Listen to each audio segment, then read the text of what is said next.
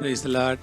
அருமையானவர்களே, இயேசு கிறிஸ்துவின் இனிய நாமத்தில் இந்த காலையிலே உங்களை வாழ்த்தி ஆசீர்வதிக்கிறேன். உங்களை சந்திப்பது மிகவும் மகிழ்ச்சி அளிக்கிறது. வேளையிலே மத்தேயு 28:18, அப்பொழுது இயேசு சமீபத்தில் வந்து அவர்களை நோக்கி, வானத்திலும் பூமியிலும் சகல அதிகாரமும் எனக்கு கொடுக்கப்பட்டிருக்கிறது. ஆண்டவருக்கு மகிமை. எஸ் சொல்றாரு, வானத்திலும் பூமியிலும் சகல அதிகாரமும் எனக்கு கொடுக்கப்பட்டிருக்கிறது.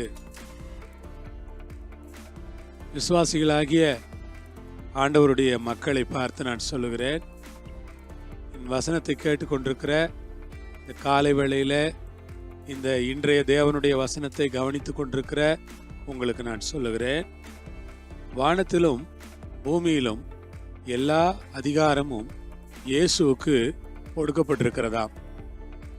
இயேசு கிறிஸ்துவுக்கு இல்லாத அதிகாரமே இல்லை. இயேசு கிறிஸ்துவுக்கு வானத்திலும் பூமியிலும் எல்லா அதிகாரமும் அவருக்கு கொடுக்கப்பட்டிருக்கிறது.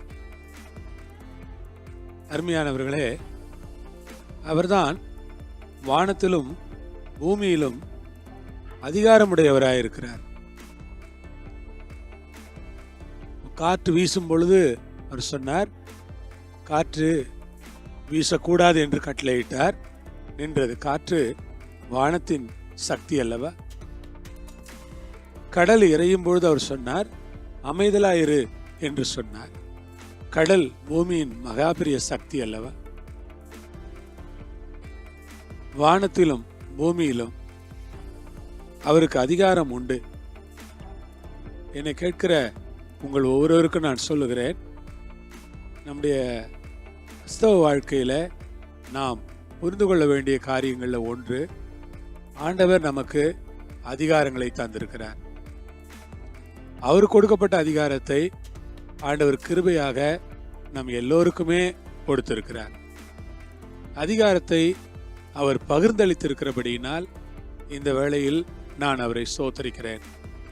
உங்களுக்கு கூட ஆண்டவர் அதிகாரம் தந்திருக்கிறார்.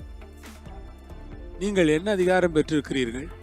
வானத்திலும் பூமியிலும் சகல அதிகாரமும் நீங்கள் பெற்றிருக்கிறீர்கள். அதற்காக ஆண்டவரை நான் ஸ்தோத்திரிக்கிறேன். வானத்திலும் பூமியிலும் சகல அதிகாரமும் பெற்றிருக்கிறீர்கள். உங்களுக்கு எல்லா விதமான அதிகாரத்தையும் தந்திருக்கிறார். ஆண்டவர் கொடுத்த அதிகாரத்தை கொண்டு நீங்கள் பெரிய காரியங்களை செய்ய முடியும், வல்லமையான காரியங்களை செய்ய முடியும். அப்படிப்பட்ட அதிகாரத்தை உங்களுக்கு கொடுத்திருக்கிற தேவனை நான் ஸ்தோத்திரிக்கிறேன். அதனால தான் சொன்னாரு, சர்ப்பங்களை தேள்களை மிதிக்க உங்களுக்கு நான் அதிகாரம் கொடுக்கிறேன் அப்படின்னார்.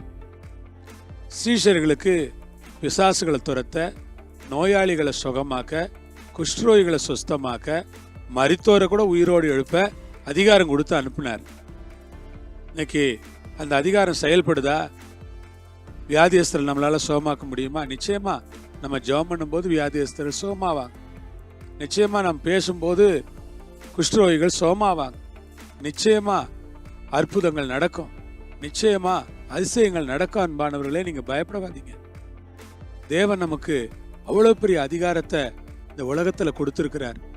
அவர் கொடுத்திருக்கிற அதிகாரத்துக்காக ஆண்டவரை ஸ்தோத்திரிக்கிறேன். ஜெபம் பண்ணலாமா? நல்ல ஆண்டவரே, வானத்திலும் பூமியிலும் சகல அதிகாரமும் எனக்கு கொடுக்கப்பட்டிருக்கிறது என்று நீர் சொன்னீர். ஆனால் நீர்தான் உம்முடைய சீஷர்களுக்கு எல்லா அதிகாரத்தையும் கொடுத்து நடத்தினீர். சகல அதிகாரத்தாலும் உம்முடைய சீஷர்களை நிரப்பினீர். அவர்களுக்கு பிசாசுகளை துரத்த, வியாதியஸ்தர்களை சுகமாக்க அதிகாரம் கொடுத்து அனுப்பினீரே, உமக்கு ஸ்தோத்திரம். இந்த காலை வேளையில அதே அதிகாரத்தோடு நான் ஜெபம் பண்ணுகிறேன். வசனத்தை கேட்கிறவர்களில் யாராவது வியாதியஸ்தர்கள் இருந்தால், சுகவீனமானவர்கள் இருந்தால், பிசாசினால் கட்டப்பட்டவர்கள் இருந்தால் அவர்கள் விடுதலை ஆவார்களாக என்று சொல்லி ஜெபிக்கிறேன். அற்புதமான ஒரு விடுதலையை தாரும். இயேசுவின் மூலம் பிதாவே, ஆமேன். ஆண்டவர் உங்களை ஆசீர்வதிப்பாரு, உங்களோடு இருப்பாரு. ஆமென்.